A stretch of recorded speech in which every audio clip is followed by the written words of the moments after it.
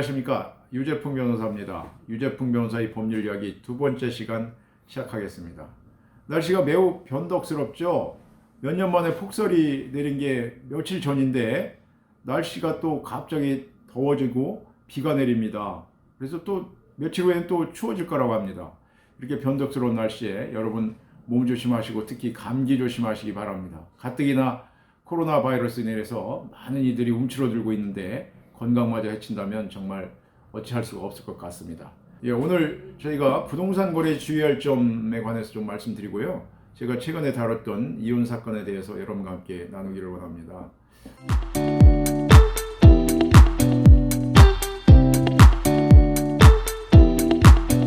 부동산 거래 시 주의할 점에 관해서 말씀드리겠습니다. 두 가지인데요. 첫째는 물건을 제대로 확인하라는 거. 두 번째는 등기부를 제대로 확인하라는 겁니다. 물건의 위치와 성상 그리고 지적도나 건물 대장 등을 확인하시고 실제로 그 대장이나 또는 도면과 실물이 일치하는지, 특히 진입로와 어떤 그 부동산 면적 같은 부분을 제대로 확인해야 되겠습니다. 간혹 보면은 토지 대장상이나 또는 건물 대장상의 현상하고 실제 현상이 다른 경우가 있거든요. 그래서 부동산을 매수하는 경우에는 이것을 면밀히 살펴봐야 될 그런 것이고요. 두 번째는 이제 등기부 문제입니다. 우리나라 법제도는 부동산에 관한 법률 관계는 등기부에 의해서 시작되고 등기부에 의해서 끝난 것이거든요. 등기부는 과거에는 법원이나 또는 등기소에 가야만 확인이 됐었는데 지금은 그렇지가 않거든요. 여러분 이 인터넷 등기소가 있어가지고 이렇게 보면 앱도 있습니다. 앱. 이렇게 인터넷 등기소라는 이런 앱이 있거든요. 이런 것을 활용해 가지고 수시로 등기부 등본을 확인해야 되겠고요. 뿐만 아니라 이 형상에 관한 것도 국토교통부의 스마트 국토정보라는 이런 앱이 있습니다. 이것을 통해서 일단 어떻게 생겼는지, 면적이 어떻게 생겼는지, 모양이 어떻게 생겼는지 이것들을 확인해 볼 수 있고요. 현장에 가셔서 이것들이 이런 그 공부와 맞는지 이것들을 확인해 봐야 되겠습니다. 간혹 진입로라든가 또는 면적을 제대로 확인하지 못해가지고 낭패를 당하는 경우가 있습니다. 일전에 어떤 분이 오셔서 최근에 주택을 샀는데 그 진입로가 개인 땅으로 돼 있어가지고 나중에 가스관을 매설하려고 하다 보니까 그분이 협력을 안 해가지고 어려움을 겪고 있다.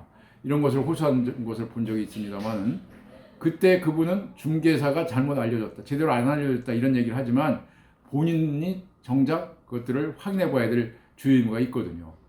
그래서 이런 것들을 주의하시고 등기부는 계약하기 전에 살펴보시고 또 계약을 체결한 다음에도 살펴보시고 잔금을 지급하면서 또 살펴보셔야 됩니다. 왜냐하면 간혹 계약을 체결해 놓고서도 또 자기보다 원래 계약한 사람보다 더 많이 준다는 사람이 나오면 다른 사람에게 매도한 경우가 있거든요. 그래서 계속해서 계약을 체결하기 전에 또 중도금 줄 때 또 잔금 지급할 때 이런 때 수시로 그 등기부 등본을 확인해 보셔야 되겠습니다.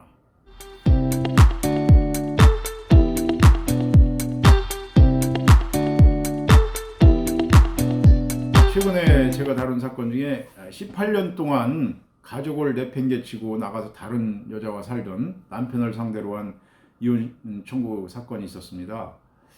이분이 어떻게 됐냐면 아이들이 둘인데 다른 여자가 생겨가지고 가족들에게 알리지 않고 집을 나갔습니다.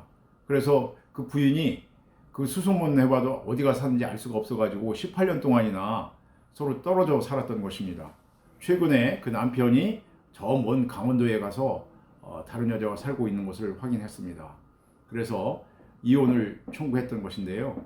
이혼에는 이제 6가지 사유가 있습니다. 민법에 보면 840조에 6개 이혼 사유가 있는데 첫째는 배우자가 부정행위를 했을 경우, 두 번째는 악의의 유기, 세 번째는 배우자 또는 그 직계 존속으로부터 부당한 대우를 받은 경우, 네 번째로는 배우자가 자신이 직계 존속에 대해서 부당한 대우를 할 경우, 다섯 번째는 배우자의 생사가 3년 이상 분명하지 않은 경우, 여섯 번째는 기타 혼인을 계속할 수 없는 중대한 사유가 있는 경우, 이렇게 민법이 규정을 하고 있는데요. 이 사건의 경우에는 18년 동안이나 가족을 내팽개치고 집을 나가 있었기 때문에 일단 840조 중에 2호 악의의 유기, 또 5번째 배우자의 생사가 3년 이상 분명하지 않은 경우, 6번째 기타 혼인을 계속할 수 없는 중대한 사유가 있는 경우, 이런 것을 들어서 이혼 청구를 했었고 위자료를 받아낸 사건입니다. 그래서 이제 이혼은 이제 재판상 이혼과 합의에 의한 이혼이 있겠습니다만, 합의에 의한 이혼은 당사자가 합의에 의해서 재산 관계는 어떻게 하고 아이들 양육은 어떻게 하고 이런 것들을 합의한 다음에 재판장의 확인을 받고 또 한 달 이상의 숙려 기간을 거쳐서 마지막으로 이혼에 합의해서 신고를 하면 이혼이 된 것입니다. 재판상 이혼은 어차피 서로 주장과 자료를 증거를 내서 이것을 확인받아서 법원에서 판결에 의해서 이혼을 하게 되겠습니다.